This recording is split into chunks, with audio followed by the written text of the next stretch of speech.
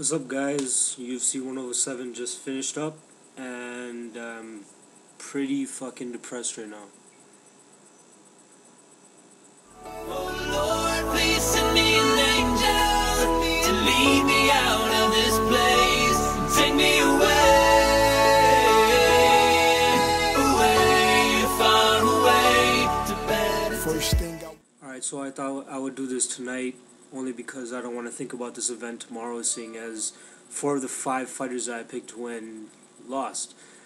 This was actually the card, Stefan Struve versus Paul Buentello. It was the first fight of the night, and I had Paul Buentello winning this fight only because the night before I watched his last fight in Affliction, and he picked his opponent apart with his left straight jab. It was just phenomenal the way he was destroying him. So I thought, if he could keep Struve on his feet, he would be able to win this fight. For the majority of the fight, they were standing and they were striking and teeing off. They had many exchanges where they just stood and just teed off with each other. At one point, Struve backed off and he was smiling and he's like, yeah, let's go. So there was actually another part in the fight where Struve went for a flying knee, and Paul Buentello just caught him with this vicious hook, and he dropped Struve on his ass. It looked like he was over. I personally thought it was over. I jumped out of my seat and I was like, wow. But Struve managed to get his conscience back, and he was back in the fight. Struve ended up winning by a majority decision. Many people see him as a rising star. I think he has a chance. He's only 21 still, so give him his time and he'll be around for a while.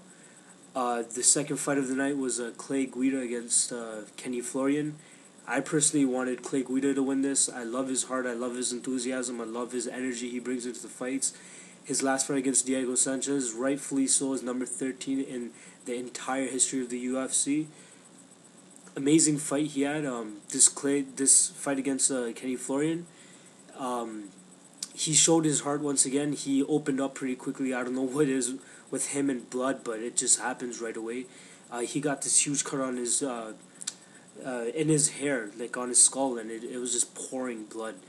But in the end, Florian ended up being better. His elbows are just disgusting. I'm guessing that's what opened up Guida's cuts. But in the end, Florian managed to get a second round submission via rear naked chokehold. Do you guys actually think Florian deserves another shot at the title? I personally don't think so. I don't think so at all. I'm sure that they can find another contender to contend for the lightweight championship, and that I think should face Kenny Florian before anybody thinks of throwing Florian back into the cage with the champion. The third fight of the night was Mike Pierce versus Jon Fitch. This is the only fighter of the night that actually won for me that I wanted to win. It wasn't a pretty fight. At the ending, almost near the end of the third round, Pierce rocked Fitch. It looked like Fitch was out, but he managed to keep his composure. He was back in the fight, and he managed to pull out the unanimous decision. Jon Fitch did. Fourth fight of the night, the co-main event, Czech Congo versus Frank Mir.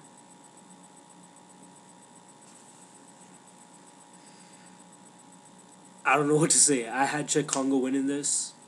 I thought his striking would just manhandle Frank Mir, but seeing Frank Mir at the weigh-ins and how big he got, wow, I didn't know what to say. But as soon as the fight started, it was done. A minute and 13 seconds, I think it was into the round, Mir rocked him with this vicious left hook. Just, oh my god. I know I'm going to be having nightmares about that. I couldn't speak for the next 5 to 10 minutes. He rocked him, and he just jumped on him. He pounced on him. He got a guillotine choke on him. And Congo couldn't even tap. He was out. He was out cold for the next 2 to 3 minutes, I think. So they showed him, and he was just blacked out. Kudos to Frank Mir. I think he's improved tremendously, even though he fought for a minute and 13 seconds. But Brock Lesnar, when he comes back, hopefully he comes back. Let's hope he has a speedy recovery. I hope he comes back, and this should set up a great third fight if they decide to put Mir and Lesnar back into the cage against each other. Enough about that, because that just ruined my night. And I was hoping for the next fight, Diego Sanchez versus BJ Penn, to cheer me up. I was really amped for this fight. I've seen the previews like 50 billion times, not only because they kept showing it before the pay-per-view started, but I was really amped for this fight. Diego Sanchez seemed to be like the toughest opponent to take away BJ Penn's title up till now. And I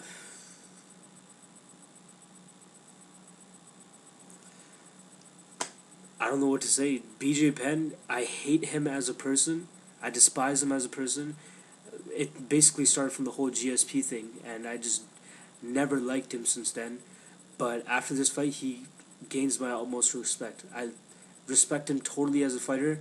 I hate him as a person, but he destroyed Sanchez. I couldn't even tell it was Sanchez that we were looking at after the fight. The fight ultimately ended with the 5th round cut stoppage, with this disgusting leg that BJ Penn threw at Diego Sanchez that cut him on his forehead. It looked really deep. It looked like if you just pull it apart a little bit, you could see a skull almost, and it was just pouring blood. His lip had a really nasty cut on it, and it was just, Diego got dominated, just dominated. I could rightfully say that BJ Penn is the #1 lightweight in the world right now. I don't know who the UFC can throw at him to even contend for that title. Kenny Florian already shown that he's scared of BJ Penn.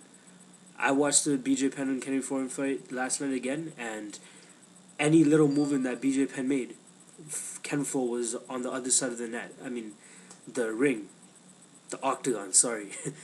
My mind's in a juggle right now, but any little move that BJ Penn made, Kenny Florian was long gone. So I totally respect BJ Penn's fighting ability, and I just don't know who the UFC can throw at him to even contend for the title, to even have a shot. I would love to know what you guys think about that. Like, what could the UFC do to even have a challenger against BJ Penn? I highly doubt he wants to. Well, it wouldn't be that bad of an idea for him to retire at the top. I would still like to see him fight a little more people. Would you guys even think that GSP would drop down a weight class to fight him again and take away his title? I personally think it would be an option. I'm not sure if GSP is comfortable fighting at the 155 weight level, but yeah, this was a very shocking and depressing event for me. UFC 107, Sanchez versus Penn. It was just, I don't know. We found a lot of answers about these fighters, and I can't wait to see Penn back in the octagon again and see who they throw at him. I want to see how Diego Sanchez rebounds from this. It was an embarrassing loss for him. I personally think so. So the next UFC event coming up is UFC 108, which I believe is headlined by Rashad Evans versus Thiago Silva. You guys can catch a review for that once that is done with. I personally want Thiago Silva to win. I'm a huge Thiago Silva fan. They both lost to Machida. I think they both have something to prove in this fight. There's no question that Rashad Evans is a talented fighter, but I personally want Thiago Silva to win. I would love to hear your guys' thoughts. Good night, and see you guys